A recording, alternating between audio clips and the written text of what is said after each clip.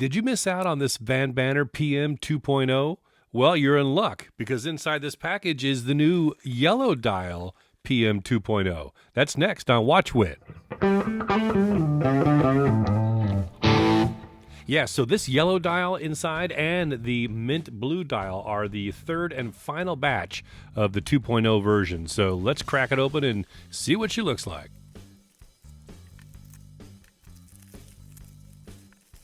One of the bonus straps. And the other bonus strap. It's hidden. That was such a anticlimactic reveal. All right, so you get the polishing cloth. Oh, look how bright it is. Oh my gosh.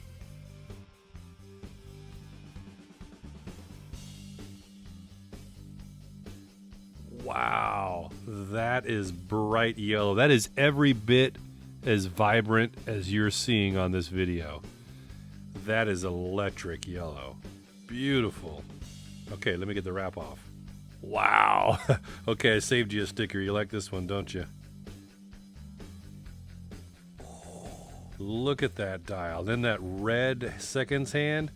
Man, that's a great color combination. Who would have thought? I mean, here, this was my favorite of the preview releases. I thought the white dial was just absolutely phenomenal. And, man, my first thoughts, this one kind of blows the white one out of the water, in my opinion. But I guess you got to like a yellow dial, huh? So this is a 40 millimeter case, 41 millimeters if you measure from the edge of the bezel. You can see it sticks out just a touch on each side. 48 millimeter lug to lug length. You got 20 millimeter lug width for the straps. You notice though that this included bracelet though does kind of appear to be like an integrated bracelet. So it's got just a little wider touch there to match the case. And a 14 millimeter thickness from the bottom of the case back to the top of that domed sapphire crystal. That is a single dome, and it's got anti-reflective coating on both sides. And it's 2 millimeters thick. You can look at those distortions, man. I've always loved the crystal distortion on this watch, so nothing's changed in that department.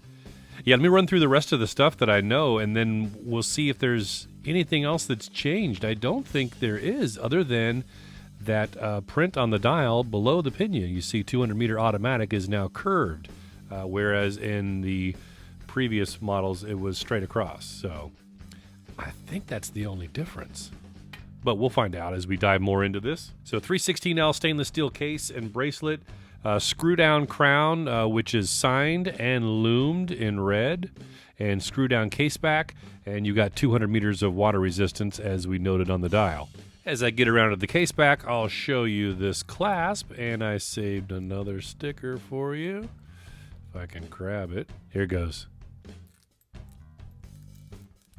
Ah, that one was refreshing. So you got the VanBanner stylized hourglass logo on that back of the clasp. Fold over safety latch, double push button release. We notice, 6 micro adjusts there. Fully milled scissor clasp. And you see the case back. I'm going to use that included spring bar tool so I can show you the case back better. Oh, and one more sticker. Oh, you got 3 stickers out of me on this one. So the see-through case back is also a sapphire crystal, and you see you've got that red print on the interior of the crystal. And you just got your specs printed on there, 316L, sapphire, Miyota 9039, and a VanBanner watch. And while I'm here, you noticed the quick release spring bars for the bracelet as well. Well, it's amateur hour over here. I went to put that spring bar back into the micro adjust, and it flew off into the carpet somewhere, never to be found again. Good times. So anyway, I'll continue on like this, but I'll show it to you on the bracelet a little later from this bracelet. Anyway, so back to the unboxing. So this is a 120-click unidirectional bezel, and you'll notice that it's got a countdown timer. This is the PM 2.0, stands for Parking Master, so the idea was to time your parking meter, but obviously you can find many other uses for a countdown bezel, but this has just got a nice silky smooth traction to it, and there's not barely any back play to it. Very positive clicks, and like I said, just so silky. Very easy to turn. I mean, look at that knurling. You can grab that bezel from any place on the dial, especially, you know, with a lot of dive watches, you're limited to the purchase power up here at the top. But with this one, you see, since that cylinder case kind of drops down, you know, or rather stands up above the lugs, you've got this area here where you can also grab. So no longer is it just from the sides, but you can grab it up top very easily. So yeah, really a big fan of this bezel. It's one of the best. And that's a ceramic bezel insert, and it's illumined with BGW9 Swiss Super Luminova on the markers. And then you've got, of course, red and orange that is loomed as well. And I'll give you that loom shot in just a bit here. Speaking of loom, so the handset is C3 green Swiss Super Luminova.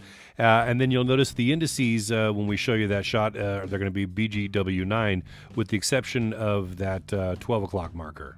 And this is the Miyota 9039 no date automatic movement. Beats at 28,800 vibrations per hour. You've got hacking and hand winding, 24 joules, 42-hour power reserve, stated accuracy of -10 to +30 seconds per day. And this has got a steel movement holder inside as well.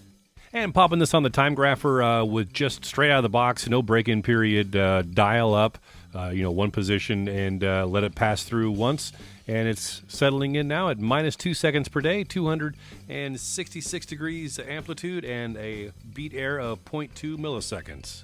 All right, in tight on the dial now to get you some glorious shots of this yellow dial. I mean, that is absolutely beautiful, right? What I love about this piece, too, I always thought, in seeing some of the pictures and stuff, that the indices were black. So those are not. They, see if I can get you a different shot. But they are just reflecting shadows and light from different areas that give that black outline appearance. It looks like they're black and white, right?